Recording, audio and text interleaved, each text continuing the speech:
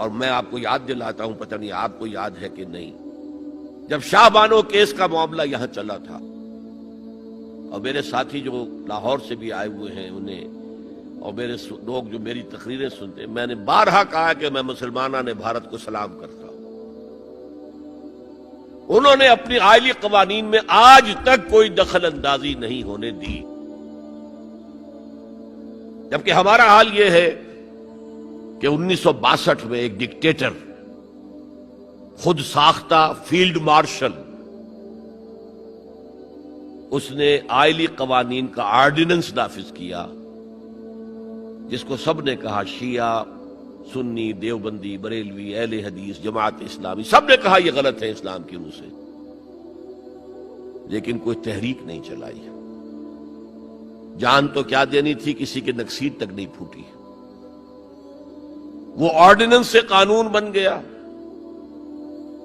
اور ضیاء الحق صاحب 11 سال تک اسلام اسلام اسلام اسلام پکارتے چلے گئے، اس آرڈیننس کو ہاتھ نہیں لگایا، قوانین جو کے تو رہے،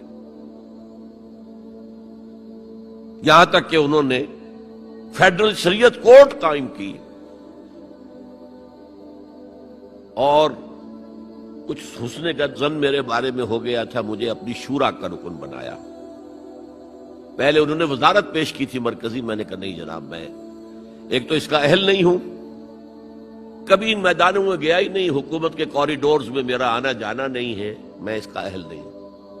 ثانیاً اصل حکومت فوج کی ہے، آپ نے ہمیں کرنے کچھ نہیں دینا، اور الزام ہم پر آئے گا، یہ ناکام ہوگا، اس لیے کہ اس سے پہلے کی ایک منسٹری تھی جس میں جماعت اسلامی اور جمعیت علماء اسلام کے وزراء تھے، اور ان دونوں کو داغدار کر کے اس نے نکال باہر کیا تھا، یہ کوئی کام نہیں کر سکے۔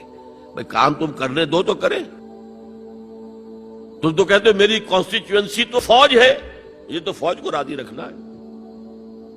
بہرحال میں نے ان سے کہا تھا یہ ہے 2 جولائی سن 82 کی بات۔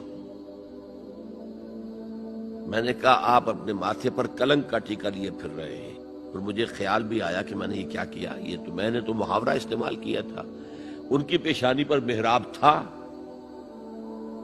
میں نے سوچا یہ ناراض ہو نہیں ہوا، وہ اس معاملے میں بہت ٹھنڈے آدمی تھے، بہت متحمل مزاج۔ چلے کیوں کہہ رہے ہیں آپ یہ؟ میں نے کہا دیکھیے آپ نے فیڈرل شریعت کورٹ بنائی، اس میں اپنے ہینڈ پکڈ علماء رکھے، تقی عثمانی کس کا چوائس ہے؟ آپ کا۔ پیر کرم شاہ کس کا چوائس ہے؟ آپ کا۔ ملک غلام علی کس کا چوائس ہے؟ آپ کا۔ اور اس کورٹ کے بھی ہاتھ باندھ دیے، ویسے تو یہ 2 بیڑیاں پہنائی تھی اور 2 ہتھکڑیاں، لیکن میں اس وقت اپنی گفتگو کے حوالے سے صرف ایک کا ذکر کر رہا، آئلی قوانین پر بھی آپ کوئی بات نہیں کر سکتے۔ میں نے کہا یہ کیا؟ یہ تو انگریز نے نہیں چھیڑے تھے ہمارے، اور بھارت کا مسلمان آج تک اس کی حفاظت کر رہا ہے۔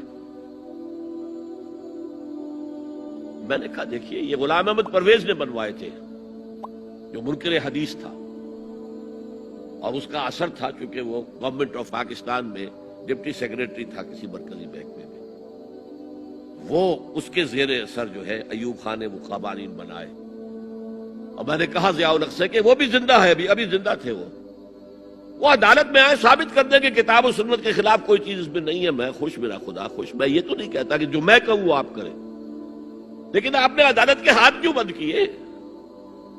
کہنے لگے کہ پھر ان خواتین کو کون مطمئن کرے گا؟ میں نے کہا اگر آپ کا سوچ کا انداز یہی ہے تو یہ میرا استعفیٰ حاضر ہے، میں آپ کی شورا میں نہیں بیٹھ سکتا، استعفیٰ دے کر آگے۔